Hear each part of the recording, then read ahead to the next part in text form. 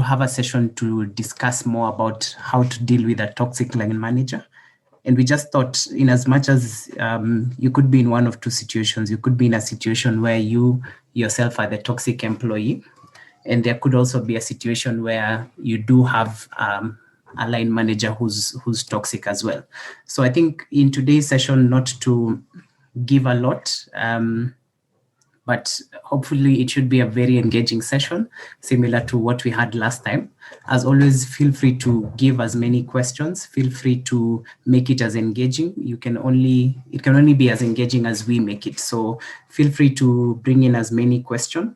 I think we have Anneliese with us on the call. And over to you, Anneliese, for today's session. Thanks, Michael. I hope everyone is doing great. Please confirm that you can hear me and that all is well. Loud and clear, we can hear you. And the background kids playing in the compound. Anyway, great. So just to recap, and for all of you who I've met before, so this is for those that I haven't met. My name is Anneliese. I've been in the HR profession for about 10 years. My full-time job is raising two amazing boys. One is a toddler, the other is an infant. I have a great passion for reading books. And the other thing that I'm very passionate about is relationship building, connecting with people, and being in a space where I'm able to influence people through the relationships that I build. So that's me in a nutshell. And before I start talking about this topic, I'll share with you a personal story of a toxic situationship that I was in. It doesn't have a good ending because I think I'd have handled it better. But I think this is what is going to start us off in the right direction. Earlier on in my career, I was working in an organization where I'd say the environment got toxic. So I felt like my line manager was toxic, and I became toxic in the whole process of that situation. The person who was sort of working under me, or someone I should have been working with, became toxic, and it all just spiraled out of control. What I did in that situation is I left the organization. The opportunity that I had looking back now is doing some of the things that I'm going to be sharing with you. I now know better. I think at the time I was quite immature.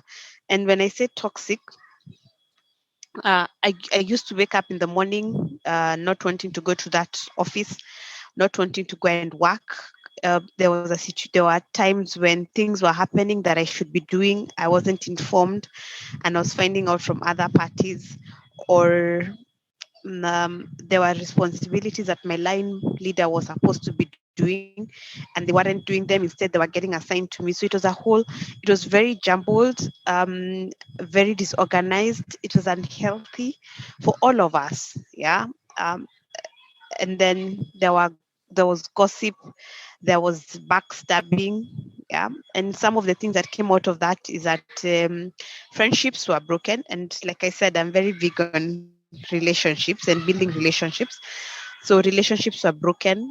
Obviously, I left that organization, which was a fabulous organization to work for. I really liked working there. And to be honest, looking back, one of the things that I take accountability for in that situation is that I lacked the maturity. I lacked the, on some of the things that I'm going to talk to you about are the things that I picked out from that situation. So this is why I feel passionate about this topic, and I feel confident enough to talk about it, because I don't think anyone then should be in a situation like I was in, or even if they are in, there are better ways of handling it than I did at that time. Yeah. So that's just an introduction to let you know that if this is your situation, it has happened to me and it has happened to several people. It's something that I would wish not to talk about. I wish we were all living in a rosy, sunny world where there were not toxic people, toxic line managers, and everything was going on well. But this is the world that we live in, and we are where we are. Yes, that's my introduction. So, as usual, last time for those people who are on the call, please put your questions. I want us to have more of a conversation as opposed to me, I'll say preaching, because when you talk uh, and you're not engaging, it sounds as though you're preaching. So, put in your questions and Michael will read them out to me. I want to answer them as we go, just so we make it conversational and engaging. I put this there because out of that storm that I was in, I learned a few things. And what I'm doing in this session is then sharing them with you. And I hope that if this is you, if you're in this kind of situation or you've been in this situation, also put in the comment box, tell us the things that you learned and the things that you picked and what you're definitely going to be doing, what you're doing differently, or if there's something that you did that worked for you. This is a I want you to learn and I want to learn myself. So let's share any information that we have and let's learn through the storm. Great.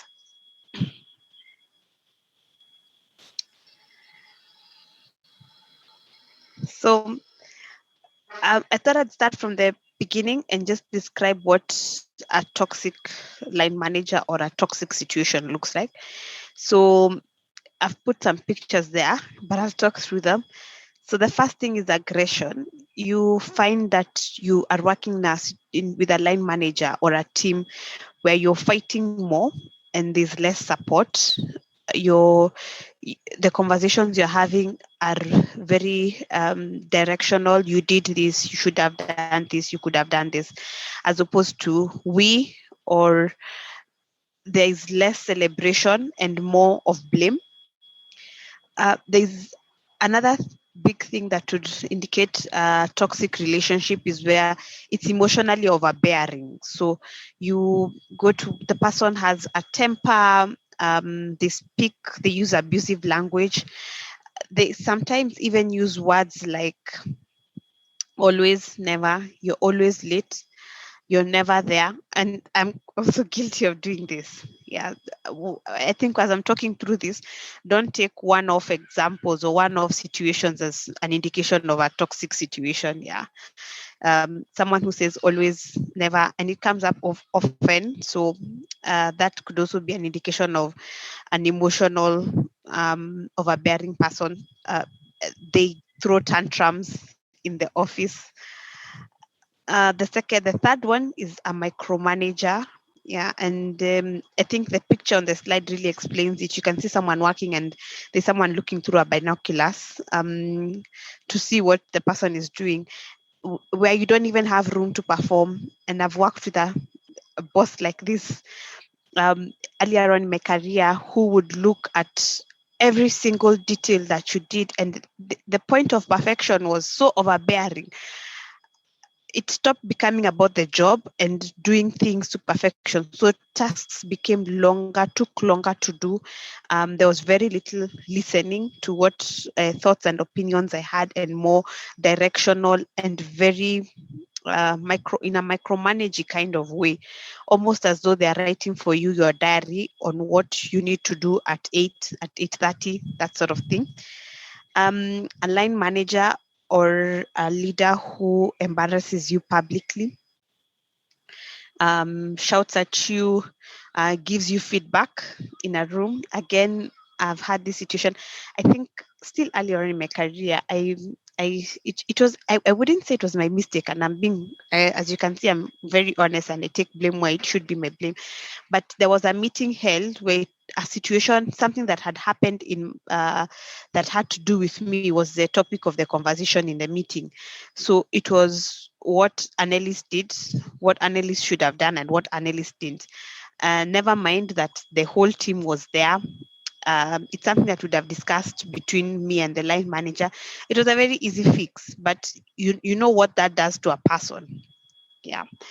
A person who has the need to control you or manipulates you. Control here being how they react towards you, or they even want to control how you react towards a situation.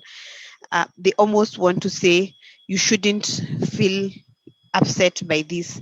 It gets to the point where you don't even have the right to want to know how to feel, to know how to think, or to know how to do, because you're being controlled. This is a toxic kind of situation.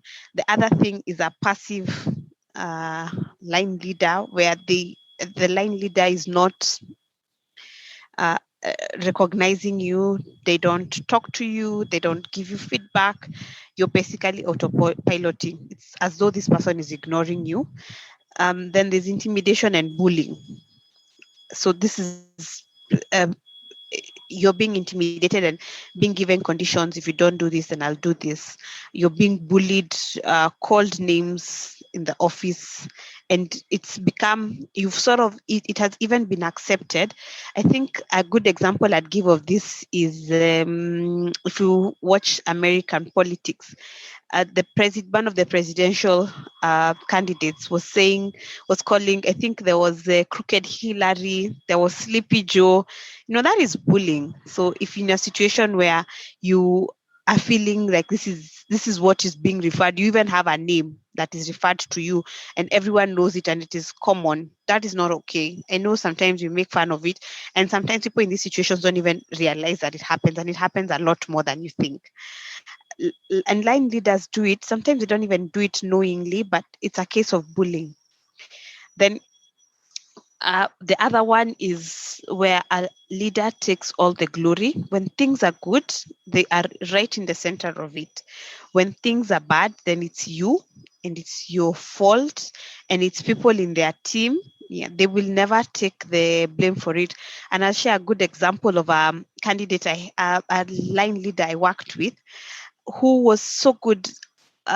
Things would go bad and they would take the hit, and they'd tell the line manager, then leave me and this person will handle it, sort of taking ownership of the situation and handling it with the rest of the team. So it doesn't become that you've done something wrong, therefore it's your responsibility to sort it. But when things are good, it is our glory. So I think being a leader, one of the things that being a leader requires for you to do is almost like being a mother. You step back and let your children or let the people around you thrive. It's sacrificing yourself for other people, because those people that you're sacrificing for will sacrifice for you, and at the end it's more for you because you achieve your targets through them. It's something that most line leaders don't realize.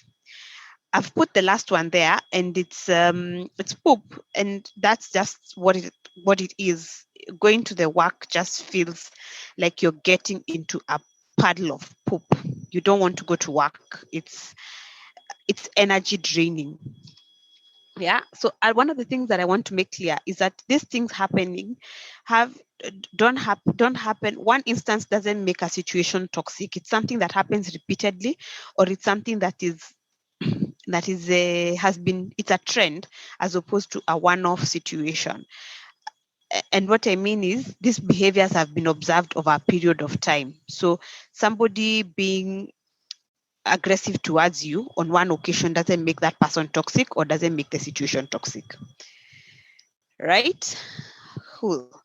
So we'll move on to the next slide.